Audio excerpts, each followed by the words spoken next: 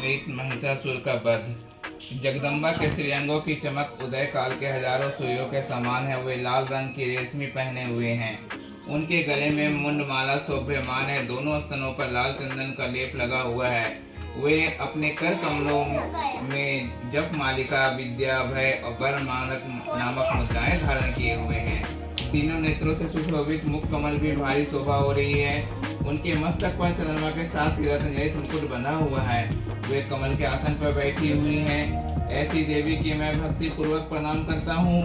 ऋषि बोले, असुरों की सेना का इस प्रकार तहस नष्ट होते देख महादैत्य सेनापति चिछुर क्रोध में भरकर अंबिका देवी के ऊपर इस प्रकार बाणों की बौछार करने लगा, जैसे बादल मेरुगिरी शिखर पर पानी की धारा बरसा रहे हों। तब देवी ने अपने बाणों से उनके बाण समूह को अन्यास ही काटकर उनके घोड़ों और साथी को भी मार डाला। साथ ही उसके धनुष को अत्यंत ऊंची ध्वजा को भी तत्काल काट गिराया। धनुष के कट जाने पर अंगों का अपने बाणों से बींध डाला। धनुष रथ, घोड़े और साथी को नष्ट हो जाने पर वह असुर ढाल और तलवार लेकर देवी की ओर दौड़ा। उसने तेज धार वाली तलवार से सिंह के मस्तक पर चोट करके देवी की भी बाएं भुजा में बड़े वेग से प्रहार किया। राजन देवी की बाहु पर पहुंचते ही तलवार खंड खंड होकर गिर पड़ा। फिर तो क्रोध से लाल आंख किए हुए राक्षस ने उन्हें शूल हाथ में लिया और भगवती भद्रकाली के ऊपर चलाया।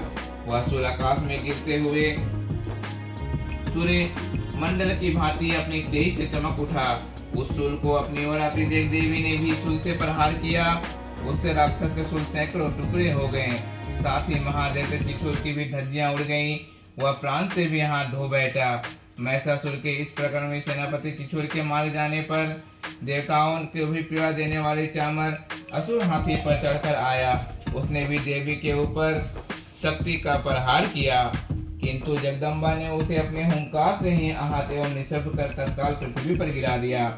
शक्ति को टूटा देख चामर बड़ा क्रोधित हुआ। अब उसने शूल चलाया, किंतु देवी ने उसे भी अपने बाणों द्वारा काट डाला। इतने में ही देवी का सिंह उछलकर हाथी के मस्तक पर चढ़ बैठा और उस दैत्य को खूब जोर जोर से बाह्य युद्ध करने लगा। वे दोनों लड़ते लड़ते हाथी से पृथ्वी पर आ गए। अत्यंत क्रोध में भरकर एक दूसरे पर बड़े भयंकर प्रहार करते हुए लड़ने लगे। तत्पश्चात सिंह बड़े वेग से आकाश की ओर उछला और उधर से गिरते समय उसने पंजों की मार से चामर के सिर धड़ से अलग कर दिया। इस प्रकार उदर भी शिलार वृक्ष आदि का मार खाकर रणभूमि में देवी के हाथों से मारा गया और कारल भी दांत के मुक्कों और थप्पड़ों की चोट से धराशायी हो गया। क्रोध में भरी हुआ देवी ने गदा की चोट से उद्दीप्त कर कचूमर ही निकाल दिया। भिंदीपाल और बाहस्कार तथा बानों के ताम्र बंधक की मौत के घाट उतार दिए। तीनों नेत्रों वाली परमेश्वरी त्रिशूल से उदाग्र उग्रवीर तथा महाहनु नामक दैत्यों को मार डाला। तलवार की चोट से बिडाल के मस्तक को धड़ से अलग कर दिया। दुर्लभ और दुर्मुख इन दोनों को भी अपनी बाणों से मृत्यु रोग भेज दिया। इस प्रकार अपनी सेना का सर्वनाश होता देख महिषासुर ने भैंसों का रूप धारण किया और देवी के गणों का त्रास देना आरंभ किया। किन्हीं किन्हीं को पूंछ से चोट को पहुंचाकर, कुछ को सिंगों से विदीर्ण करके, कुछ के वेग से, किन्हीं को भीषण नाद में, कुछ को चक्कर देकर, कितनों को निवास की वायु को झोंक कर धराशायी कर दिया। इस प्रकार गणों की सेना को गिराकर वह असुर महादेवी के सिंह को मारने के लिए झपटा। इससे जगदम्बा को बड़ा क्रोध हुआ। उधर महापराक्रमी महिषासुर भी क्रोध में भरकर धरती को खुरों से खोदने लगा तथा अपने सिंगों से ऊंचे ऊंचे पर्वतों को उखाड़ कर फेंकने लगा और गरजने लगा। उसके वेग के चक्कर देने के कारण पृथ्वी क्षुब्ध होकर फटने लगी। उसके पूंछ से टकराकर समुद्र सब ओर से धरती को डुबोने लगा। हिलते हुए सिंगों के प्रहार से विदीर्ण होकर बादल के टुकड़े टुकड़े हो गए। उसके श्वास को प्रचंड वायु को वेग से उड़े सैकड़ों पर्वत आकाश से गिरने लगे। इस प्रकार क्रोध में भरे हुए महादैत्य को अपनी उन्हें पास फेंककर उसे महान दैत्यों को बांध दिया। बंध जाने पर भी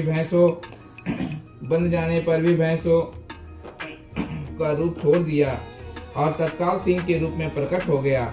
उस अवस्था में जगदम्बा ज्यों ही उसका मस्तक काटने को उद्यत हुए, तो ही वह तलवार हाथ में लिए हुए पुरुष के रूप में दिखाई देने लगा।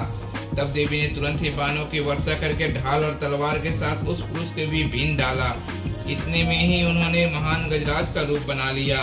तब अपनी सूंड से देवी के विशाल सिंह को खींचने और गरजने लगा। खींचते समय देवी ने तलवार से उसकी सूंड काट डाली तब उस महादेव ने पुनः भैंस का शरीर बना लिया और पहले ही भांति जल चेतन सब प्राणियों सहित तीनों लोकों को व्याकुल करने लगा। तब क्रोध से भरी हुई जगदम्बा चंडिका बारंबार उत्तम मधु का पान करने और लाल आंखें करके हंसने लगे। उधर वह बल और प्रकार मद से मत हुआ राक्षस अपने सिंगों से चंडी के ऊपर पर्वतों को फेंकने लगा। उस समय देवी अपने बाणों का समूह से उसके फेंके हुए पर्वतों को चूर्ण करते हुए बोली। बोलते समय उसके मुख से मुंह मुद्रित लाल हो रहा था और वाणी लड़खड़ा रही थी। देवी ने कहा, ओ मूर्ख, मैं जब तक मधु पीती हूँ तब तक तू क्षण भर के लिए खूब गर्ज ले। मेरे हाथ से यही तेरी मृत्यु हो जाना। अब शीघ्र ही देवता भी गर्जना करेंगे। ऋषि बोले। इतना कहकर देवी उछली और उस महादैत्य के ऊपर चढ़ गई और फिर उसे पैरों से दबाकर उन्हें शूल से उसका कंठ में आघात किया।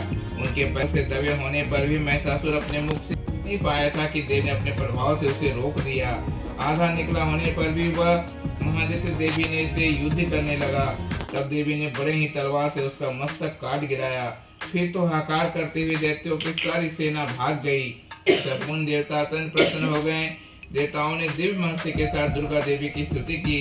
गंधर्वगण गान करने लगे तथा अप्सराएं नाचने लगी थी। महिषासुर वध नामक तीसरा अध्याय समाप्त।